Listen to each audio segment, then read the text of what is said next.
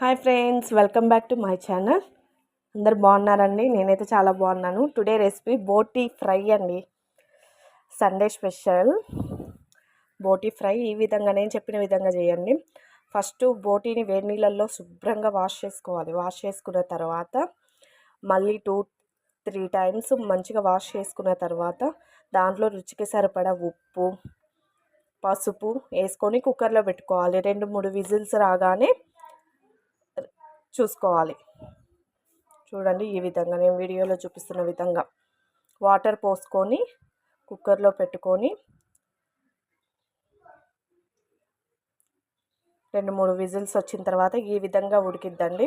ఉడికిన తర్వాత ఆ వాటర్ వంచుకొని తర్వాత ఆనియన్, పచ్చిమిర్చి సన్నగా కోసుకున్న తర్వాత ఒక ప్యాన్ పెట్టుకొని దాంట్లో ఆయిల్, పచ్చిమిర్చి, ఆనియన్, అల్లం పేస్ట్ మంచిగా కలుపుకొని ఈ విధంగా గంటెతో కలుపుకోవాలి.